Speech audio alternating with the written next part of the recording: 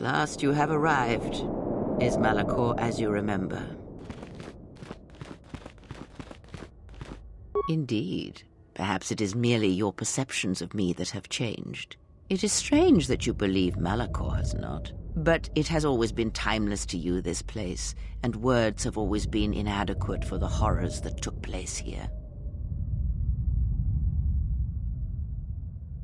I never destroyed Atris. She had destroyed herself. I merely stripped away the illusion and brought her truth. Her teachings could not be allowed to continue, and like Malachor, she was part of your past, unresolved. She needed to be something you could confront and defeat one last time. It was part of your training, part of what was needed to make you complete. And there must always be a Darth Traya.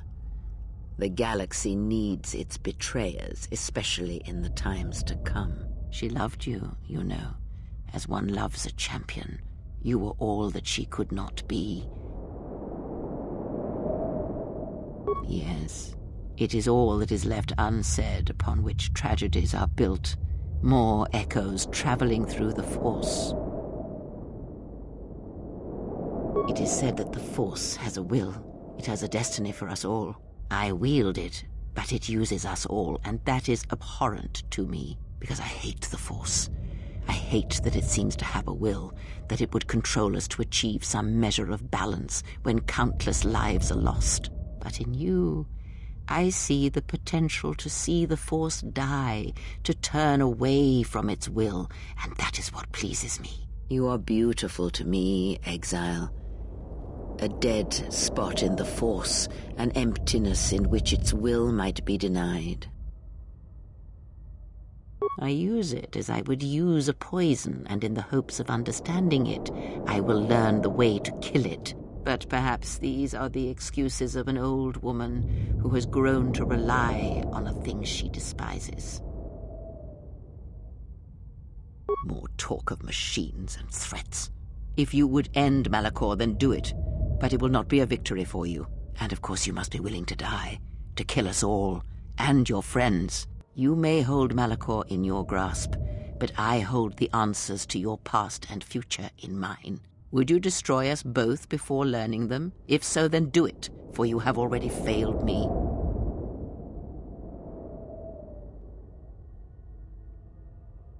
Yes, always. From the moment you awoke, I have used you. I have used you so that you might become strong, stronger than I, and I used you to make those who wounded me reveal themselves so they could be killed by the Republic.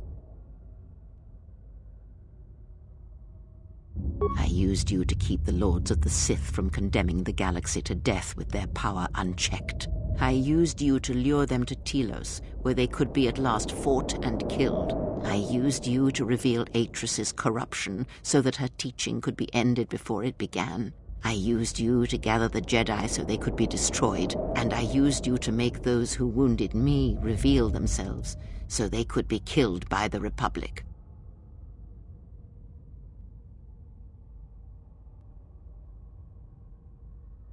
I have thought of this moment more than you know, and I wondered if here, at this ending between us, if you would care enough to try to save me. If a Jedi could find it within themselves to spare one who has fallen so far. I wanted you to say those words. For that I am grateful. But I do not want your mercy. I want you to break.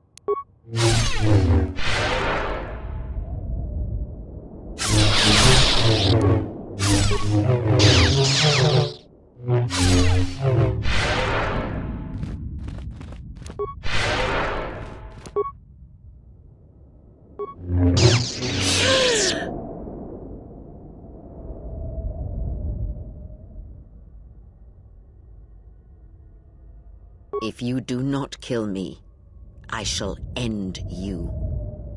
Strike me down. End this. not show me mercy. I will see you break before you do.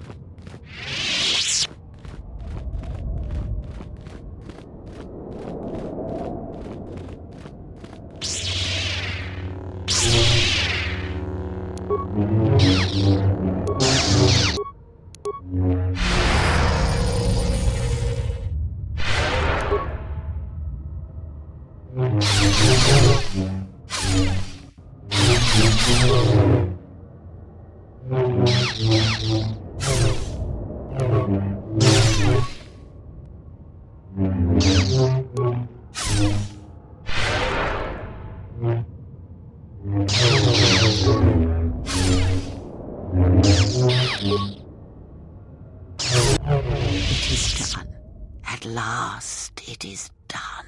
You are greater than any I have ever trained. By killing me here, you have rewarded me more than you can possibly know. Save me? You already have. It is enough what you have done, from now into the future. Many things do I see as I gaze here from the heart of Malachor. This place channels such energies. If it matters to you at this last moment, I shall look into the future and tell you of what I see. It is my last gift to you, from one exile to another.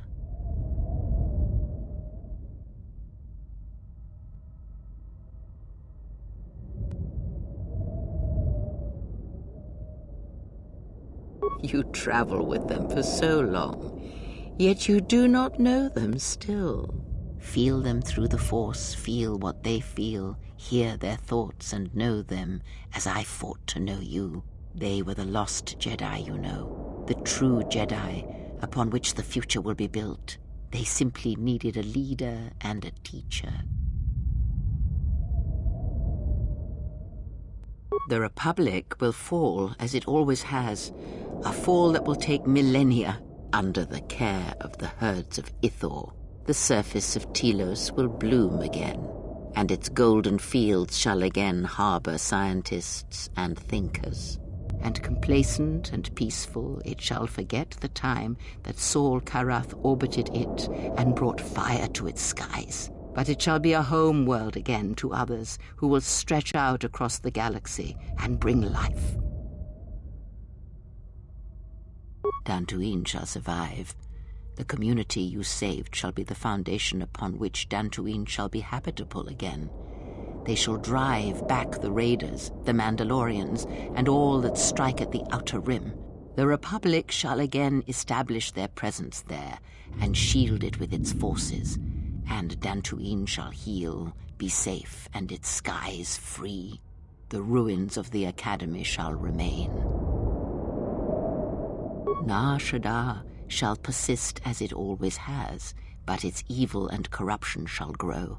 The exchange shall rise in power, but only in the end to be consumed by the hunger of the true lords of Nar Shaddaa, who dwell upon the planet below. The Hutts will not long tolerate the exchange, and without Goto among them, they shall feed upon themselves until there is nothing left. Queen Talia shall have a long reign.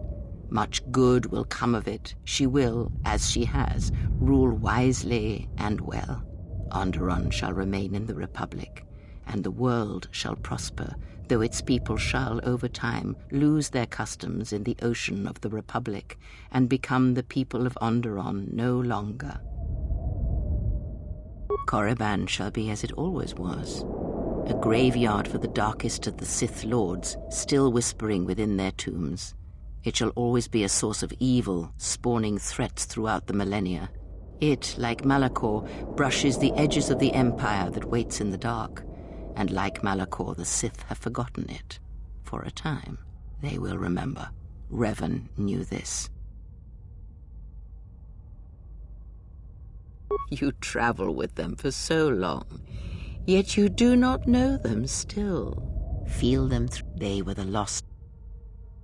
She will stop hunting life and instead live it. She was not born to be a predator, despite her true father and the life she led within the shadow of Nar Shaddaa. She will miss you and think of you often.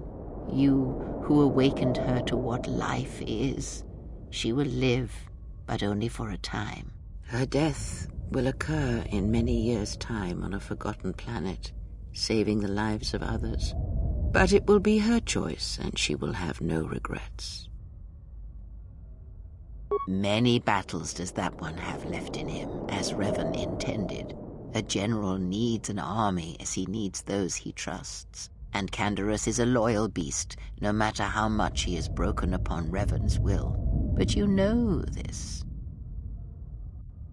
They will die a death that will last millennia, until all that remains is their code, their history, and in the end, the shell of their armor upon the shell of a man too easily slain by Jedi.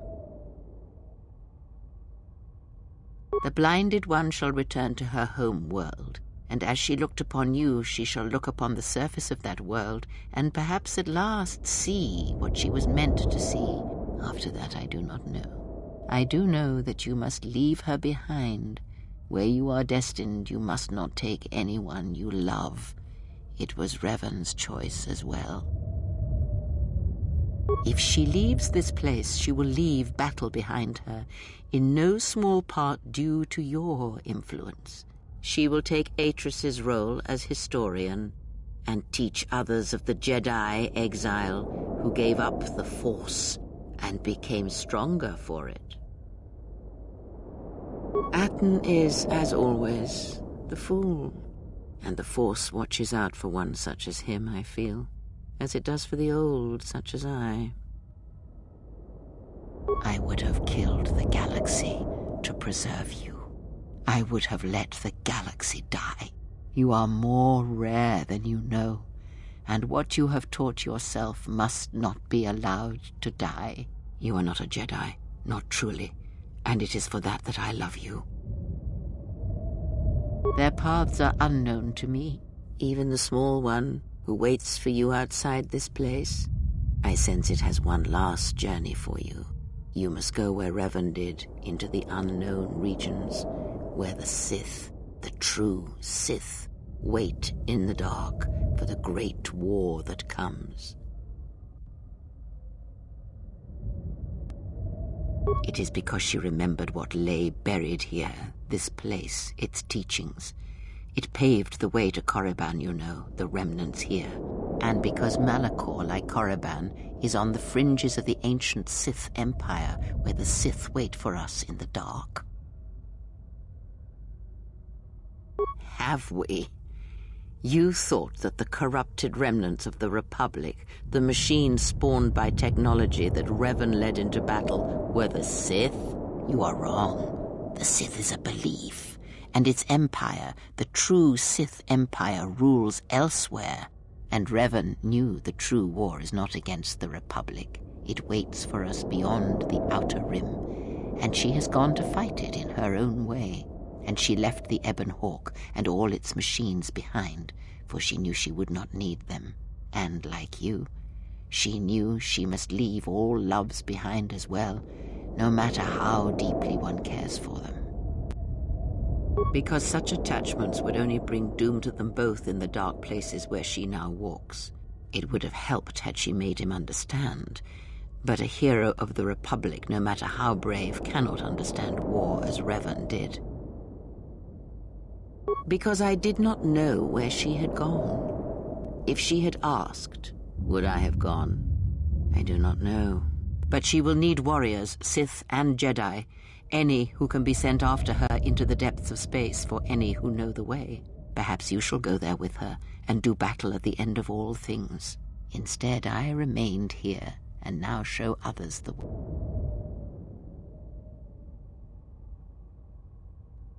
No. Many choices were there, but you made the right ones. It is your choice. I had hoped you would follow Revan's path, but you and Revan are different, and your path is your own. You may take one of the ships that orbit Malachor and depart this place, or you may remain here on Malachor and wait for the others, those touched by the Force, who will come in time. Or you may return to your exile, where your presence will no longer affect the actions of others. There is no dishonor in any of these choices. I only ask that you make the choice without regret. Very well. There is nothing holding you here, not any longer.